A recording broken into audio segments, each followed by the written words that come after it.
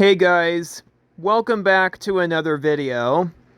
This time I want to explain something to you all, something that just came up to my mind today. You may not realize that there are more than two antagonists in Cars 3 besides Sterling and Jackson Storm. And who do you think the third antagonist would be? I'm thinking RSN, Racing Sports Network. You want to know why? Because ever since Jackson Storm's first debut, they were spreading rumors about whether McQueen should retire, and they had no evidence that McQueen decided to retire or to continue racing.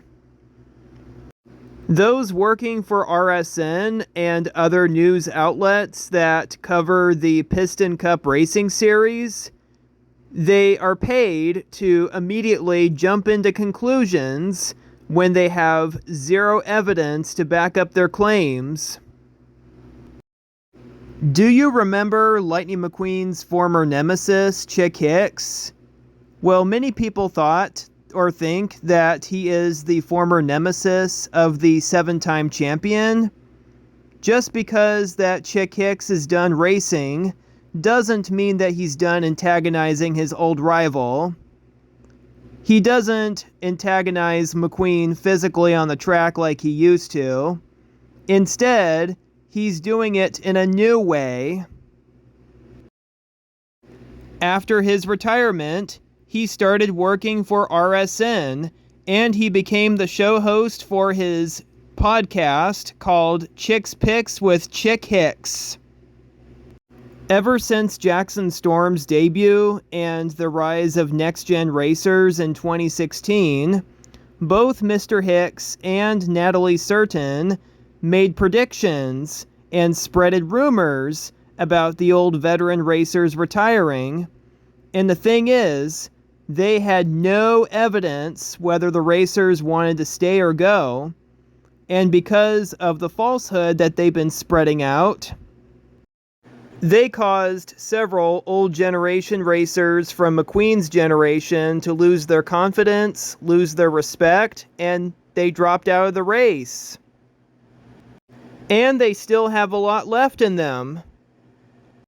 Their words have put all the old racers down, and poor Cal Weathers decided to retire from racing because of them. And their words have caused Brick Yardley to get fired. And poor Mr. Yardley did absolutely nothing to deserve that.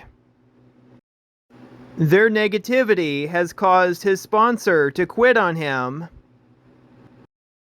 Identical to what happened to Doc Hudson back in the 1950s, when the news and the press were just like, we can only hope that this race today wasn't his last. And you know what those words meant? It meant that they had a plan to quit on Doc when he recovered. They're the ones that made the racing circuit quit on him, and poor Doc was very bitter.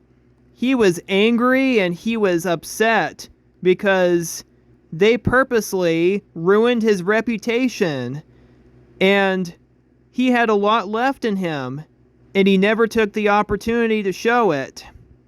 And because of that, Doc disappeared, and everyone was wondering where he went, which also made the situation worse, and they spreaded more rumors about his whereabouts. That wasn't very nice at all. And the same thing happened with Mr. McQueen back in 2017. Even 4 months after his recovery from his big accident, once again, the RSN news reports were spreading rumors about McQueen retiring and his racing days being over. And the thing is, they don't know that. Their tiny little stories bummed him out very easily. The number 95 never told anyone whether he was staying or going. He was still deciding. And yet, news anchors and the press were all saying he's gonna retire. His racing days are coming to an end. And they never consulted with him. And Mr. Sterling made it worse for McQueen because he let himself be consumed by the news and the press. And Mr. Sterling nearly fired McQueen, and McQueen did nothing wrong.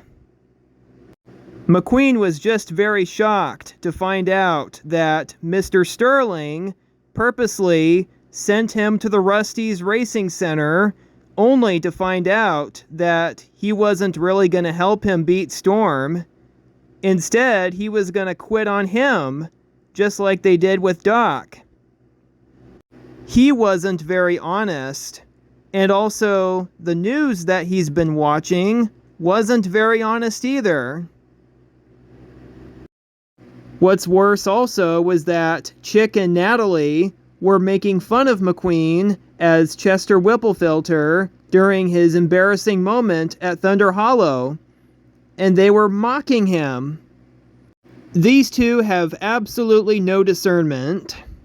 Their words about McQueen's racing career being over within a week or even now, plus their words about McQueen's probability of winning of 1.2%, totally bummed him out.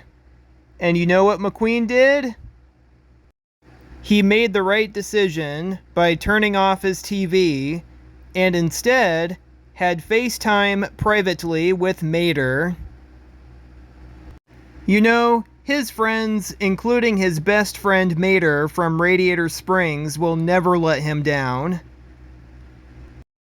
Really, the news negatively affected his mental health, and they are not a reliable source of information. If McQueen never watched RSN in the first place, then his mood would have been a lot better.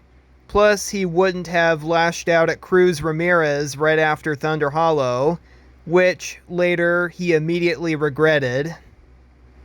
He felt really bad, and he apologized to her for breaking her trophy. Cruz did not deserve that. I'm glad McQueen changed his behavior because he realized that he was hurting Cruz and that he was behaving more like Storm or Chick Hicks, and that's not who he really is. McQueen does not want to be like his nemesis. I'm curious enough as to what happened to all the veteran racers after they got fired or voluntarily retired because of the next generation of high-tech racers. I just feel really bad for the veteran racers, especially Cal Weathers and Brick Yardley, since they never deserved to be excluded from the racing track. And the reason why that Jackson Storm is behind McQueen's crash is because his words made McQueen lose confidence. He caused McQueen to fall back, and he caused McQueen to push to his limits. He's the one who put pressure on McQueen so much that he couldn't handle it. When McQueen first met Jackson Storm after the Arizona Speedway, when McQueen first thought that he liked him and that he was his role model, I think this was more of a hoax, that Jackson Storm didn't like him in the first place, and him causing him to fall back in Los Angeles. I think he did that just because he wanted him to retire. Possibly because Jackson Storm let himself be consumed by the RSN. Also, since Sterling mentioned Jackson Storm's name when he mentioned about the simulator at the Rusty's Racing Center, is it possible that they knew each other before the events of Cars 3 and that Sterling arranged with and paid Storm to cause McQueen to fall back and crash so that he would retire and make money out of him based on mud flaps and other merchandise. And if that were the case, me and other Cars fans would just be shocked. We'd be like, whoa. I'm not going to jump into the conclusion whether Storm and Sterling had relations or not. We don't have any evidence or facts to back up our claims. And if Storm and Sterling really did that to him, they'd never told anyone because they don't want to lose their reputation, they don't want to get caught, and they don't want to be found out. But still, we don't know that, and we never will. Both Sterling and Storm were a big hindrance. Especially Mr. Sterling, because he tried to force McQueen into retirement, and he kept Cruz from chasing her dreams to become a racer.